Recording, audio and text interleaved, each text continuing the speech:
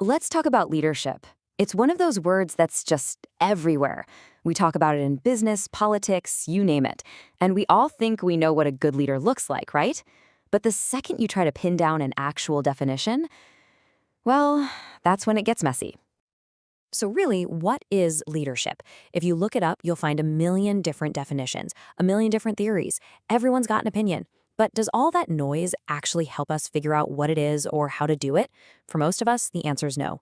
It just leads to this one very specific feeling. And that feeling has a name: pizzled. One scholar actually coined that term, and it means being simultaneously pissed off and puzzled. You know the feeling, right? It's that deep frustration of knowing something is super important, but you just can't seem to get your hands around it. So in this explainer, we're going to try to find some clarity. And to do that, we first have to tear down the three biggest myths that keep us all so pizzled. Okay, let's dive right into myth number one. This is the oldest one in the book. The idea that leaders are just born that way. This is that classic great man theory, the belief that some people just show up in the world with all the heroic, leadery stuff already built in. Now, this whole born leader idea has kind of changed shape over the years. It started with that heroic great man. Then it morphed into researchers trying to create the perfect checklist of leader traits. Eventually, people started to admit, okay, yeah, the situation probably matters too. Which brings us to the modern view, where traits and situations interact. But notice that common thread? The core idea that it all starts with some kind of innate quality? That part has never really gone away.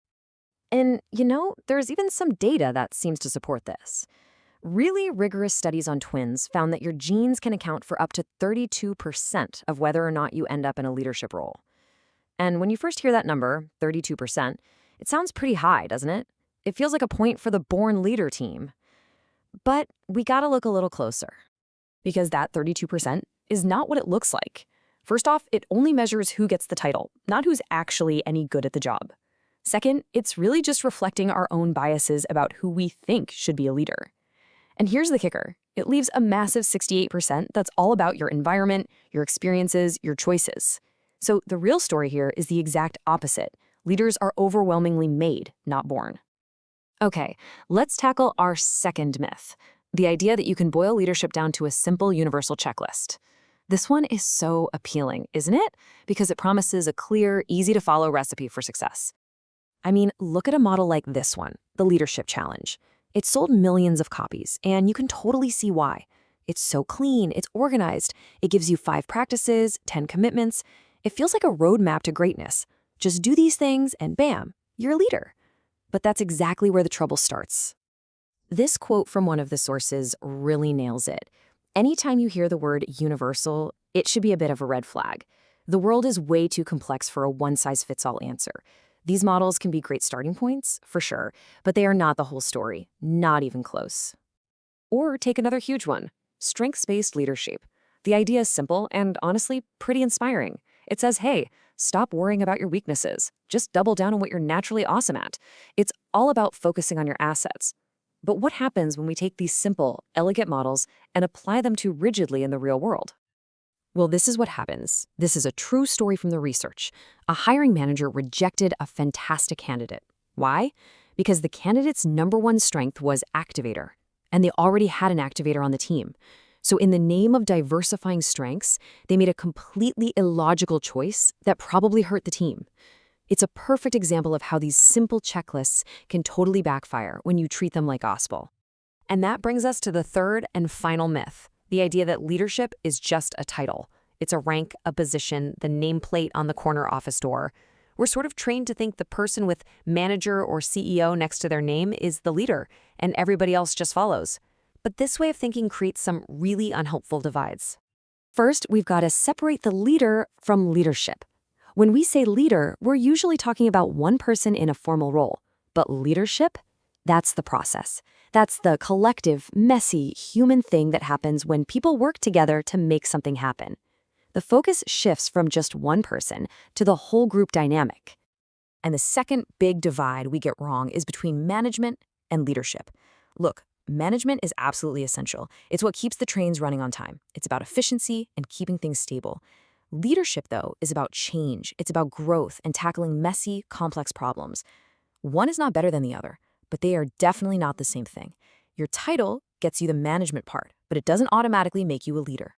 Simon Sinek just puts it perfectly. Leadership is a choice, not a rank.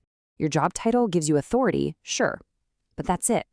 Leadership is an action you take every day when you choose to care for the people around you. It's something you do, not a position you have. So if leaders aren't just born, when there's no magic checklist, and it's not about your job title, what's left? Well, it actually pushes us toward a completely different, kind of radical way of looking at it all. It forces us to shift the question from who is the leader to how is leadership happening here? And this new way of thinking is called leadership as practice. The big idea is that leadership isn't some quality a person has. It's something that happens, something that emerges from the nitty-gritty details of how people talk and work together day in and day out. It's all about what we do together. Here's a cool way to think about it. The old view is like being in building mode. The leader has a blueprint, a plan, and they act on the world to make it happen. It's about control. But this new practice-based view is more like a dwelling mode. You're not acting on the world, you're acting with it. Action unfolds as you cope, respond, and adopt in the moment. Leadership isn't a blueprint, it's a conversation. Okay, but this leads us to a pretty mind-bending question. If leadership is just this fluid thing that pops up in our daily interactions, is it even real? Or, as some scholars have asked, is it just a social fiction, a story we tell ourselves to explain why some groups succeed and others fail? That's a heavy thought, right? But the answer isn't to just throw up our hands and say, well, I guess leadership is fake. The answer is to completely reframe our relationship with the idea. We need to stop searching for the perfect definition out there and instead become the authors on our own understanding of leadership. And that's really the ultimate takeaway here. The goal is to develop your own personal, informal theory of leadership. It means you take the concepts from the books, you take the models, but then you mix them with your own life, your own experiences, your own values. The point isn't to find the answer. It's to build an answer that actually works for you.